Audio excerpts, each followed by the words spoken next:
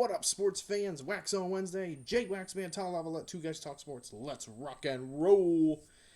All right, I'm going to start off with some Blackhawks talk. All right, so the Blackhawks, they started the season nice and strong. They were looking really good. I was very fortunate enough to watch them beat the Red Wings in person. Sadly, though, that might be, for me as a Blackhawks fan, that might be the highlight of the season because since then, things have really kind of gone south. The Blackhawks have lost a lot more games than they've won. And they had a 5-game losing streak in November. In December, they've been off to a rough start.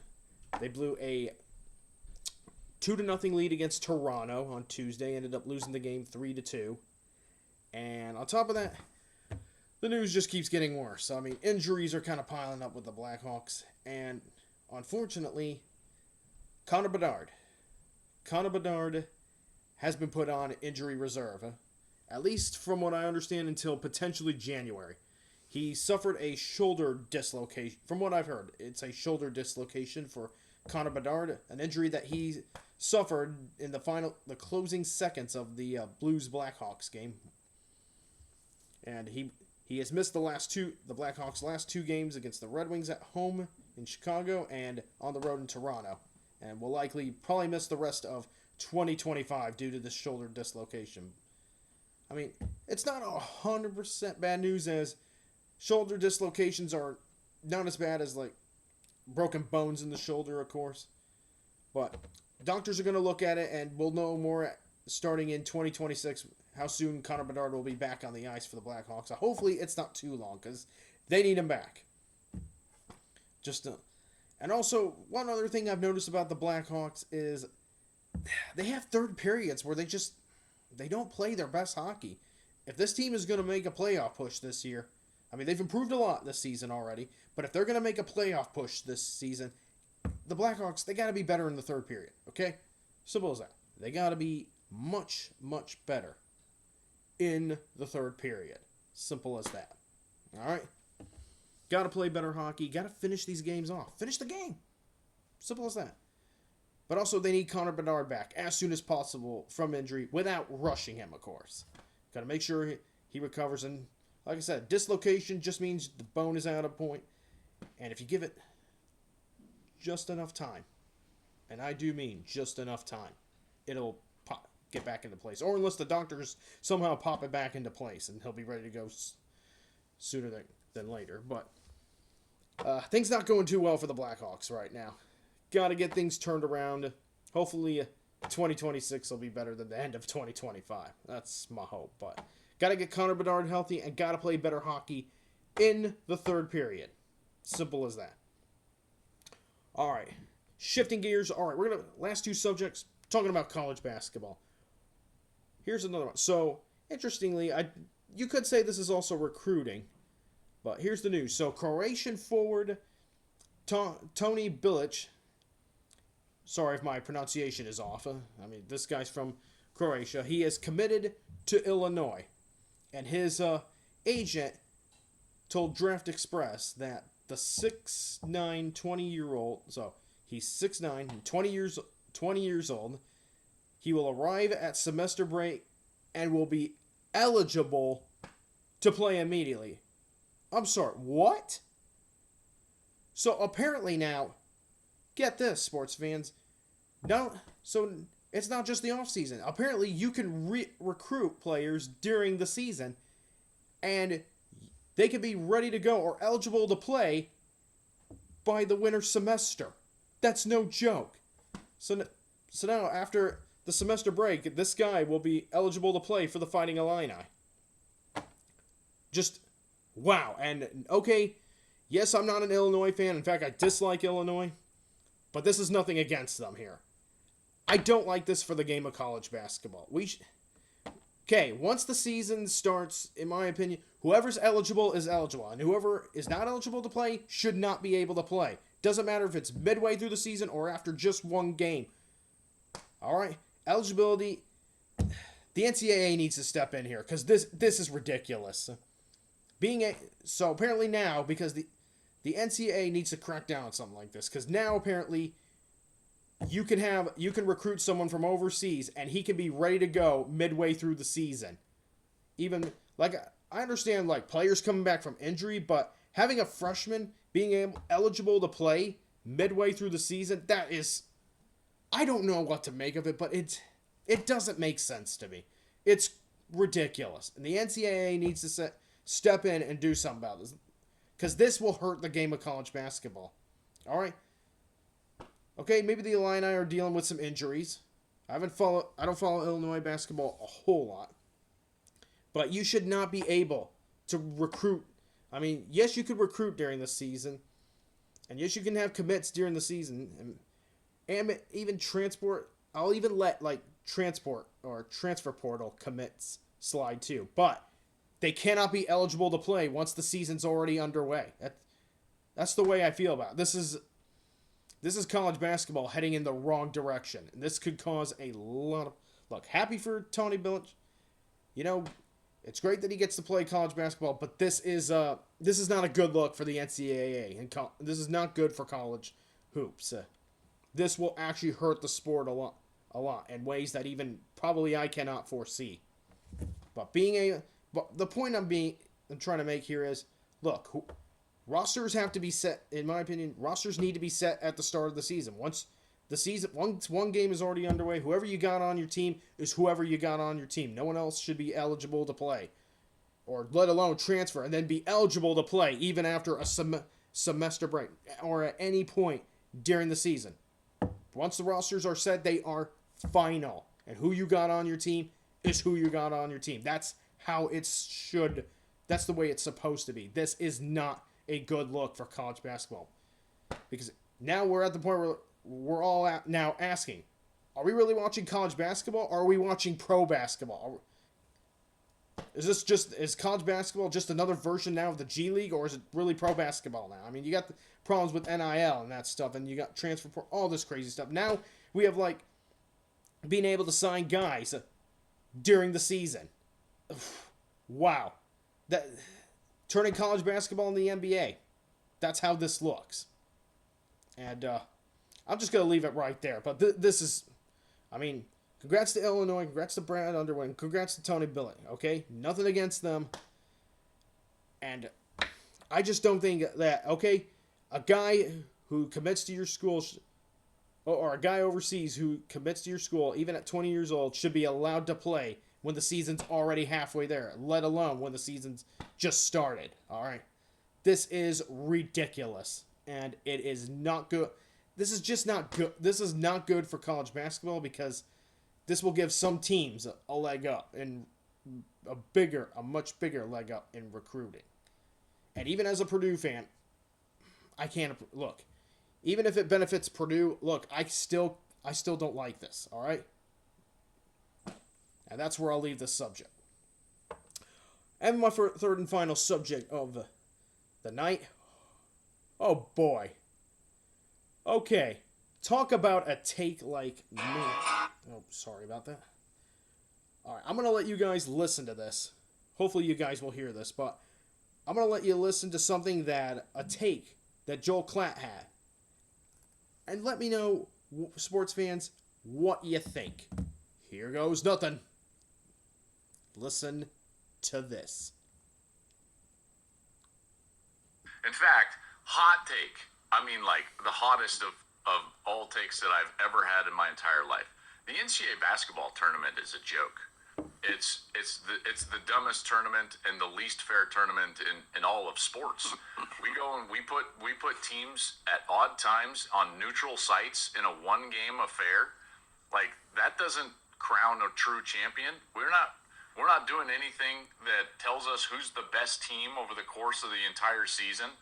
You know, like, if anything, the NCAA basketball tournament should act exactly like the old World Cup, which we should have groups. They should all get guaranteed 3 games, and they should be played at the higher seeds arena so that those seeds are rewarded for a quality game. And that way we don't just get to see, like, you know, Kentucky one and done against George Mason or something like that. Well, that's stupid.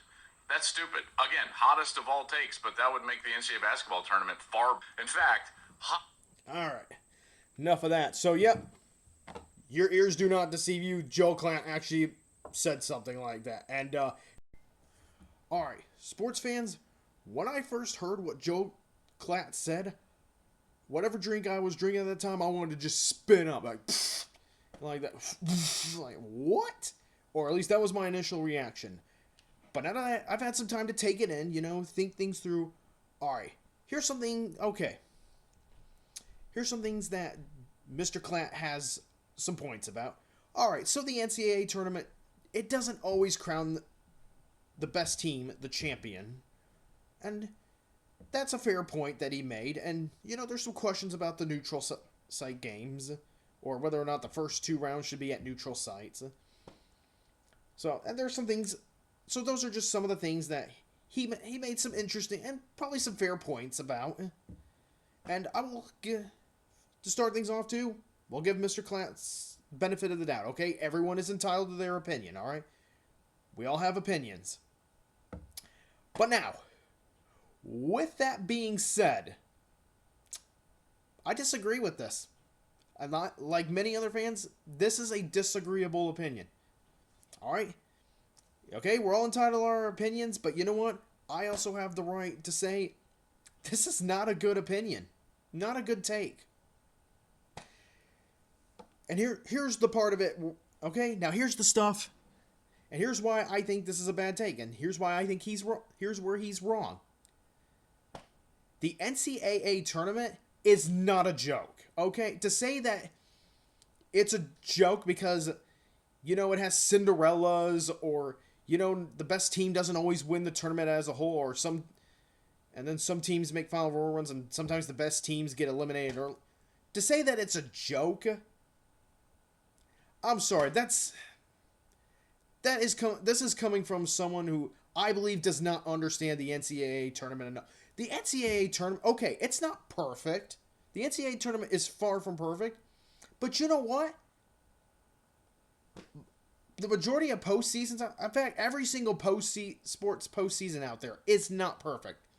And you know what? Much like the NCAA tournament, every major sports postseason does not always crown the best team as the champion. Take the NFL, for example. The New York Giants back in 2011. They were far from the best team, and yet they won the championship. They weren't the best team, though, but they were the best team in the postseason that year. So, but you know what? Look, I look at it, Mr. Klatt's opinion, this way now. It sounds like to me somebody does not like fun. Mr. Klatt, you must not like fun a lot. Because it is things like this, okay? The NCAA tournament is complete chaos sometimes. And that's what we love about it. It's glorified chaos. We love the Cinderellas. We love the teams that you count out, but they make a deep run anyway. But here's the thing. Majority of times, the good news is the best team, or at least one of the number 1 seeds, wins the tournament. Majority of the time. Or a high-ranking seed, all right? So, some things he said is true, like sometimes the best team does not win the NCAA tournament. Or we don't always crown the best champion. And sometimes you get some matchups that are unfair, but you know what? That's how the NCAA tournament has always been. Sometimes you get those matchups that are tricky. And it's the other team, and it's the basketball team's job to get ready for these matchups, all right? But it's the chaos that makes the NCAA tournament, in my opinion, and in the opinion of a lot of others, the best postseason tournament out there. It's fun. We got people going to bars to watch this stuff. We got people, hosting, and we got brackets for crying out. We got people hosting parties. And, not a whole lot of sports you have, not a whole lot of sports postseasons you see things like this. That's what makes March Madness March Madness, perfect name for the NCAA nickname for the NCAA tournament. It's fun. And look, I know Joel Klatt, I don't know him personally, of course, and I know he's a football guy, but to say that the NCAA tournament is a joke because of the things that make it as special as it is, honestly, that's not a good opinion. I'm sorry. I disagree with that. There's some things that he makes some fair points about, like the best team does not. Obviously, to me, it sounds like Joel Klatt is one of those guys who wants the best team to win every year. And you know what? Across all sports, not just the NCAA, but NFL, NHL, NBA, and even MLB, the best team doesn't always win, okay? And that's not a bad thing, all right? The NCAA basketball, no, you know what? Hey, it is what it is. You know what? The best teams out there go out there. They go out and prove they're the best in the tournament. UConn, that UConn team that won in 2024, they had to prove it that they were the best in the NCAA tournament. And you know what? This tournament is fun, no matter who you root for, and unless you're rooting for the specific team, you want the underdog to go forward. That's what makes the NCAA tournament the special tournament that it is. All right, and this is coming from a Purdue fan. I had to watch in pure horror as Purdue lost to FDU as a number 1 seed. And yet, you know what? Despite that, I still think the NCAA tournament is the best postseason out there because of moments like these. And you know what? No matter who you're rooting for, okay? It's fun. The atmosphere, there's nothing like it. All these small things, like the atmosphere, the fan environment, fan interactions, all the craziness, the madness, the upsets, everything about the things that make, these things that I've listed, these are things that, in my opinion, that Joel Klatt is overlooking. Okay, he wants a form, and he mentioned that they should take an example from, the World Cup, where to help the best teams win.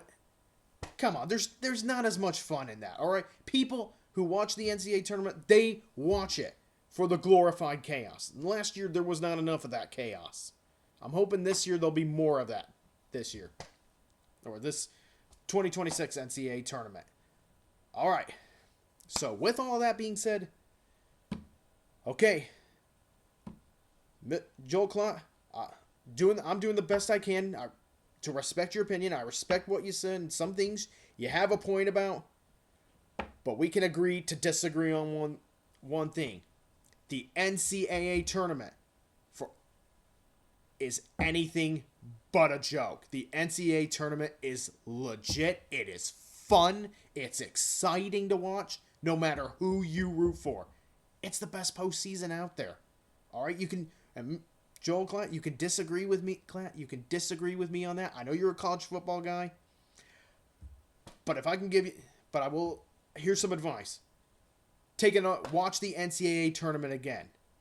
Okay, watch it again this year. Pay more attention, and pay attention to the smaller things that make it special. Stop thinking about how things are. All right, so there's some unfair matchups, and there's some things. And maybe there's some debate about whether or not we should be hosting the first games at neutral sites. But you know what? That's another thing about the NCAA tournament that makes it as great as it is. It's challenging. It's hard to win. That's what makes it so great. And the team that finds a way to win it, that's a great team no matter what. No matter their seeding. All right? You got to appreciate the little. Sometimes you got to take a step back and appreciate the little things that make a tournament, like the NCAA tournament, the great and awesome and fun tournament that it is. And I think, to Joel Klatt, I will say this: take a step back and try to take it all in this time around. All right, like I said, some points I think he makes a fair point about, but you know what? Just because the NCAA tournament isn't perfect or has its shortcomings does not make it a joke. In fact, the weaknesses also are the things that make the tournament as awesome as it is too. And that is where I will leave this subject. All right, on to this day in sports history. And on this day, the 17th of December in the year 1933, the first ever old NFL, so the first NFL title game at Wrigley Field, the Chicago Bears defeat the New York Giants 23-21, and following this game would be the creation of the Bronco-Nagurski rule. Forward pass is legal anywhere behind the line of scrimmage. All right, sports fans, that's all I got for this week's Waxon Wednesday. Thank you so much for watching and for all your support. Me and Tyler greatly appreciate it. And for one final time in 2025, me and Tyler Levelette, we'll see you on Friday for Friday Roundtable. All right, sports fans, have a good night. This is Jake Waxman from Two Guys Talk Sports signing off. Had that been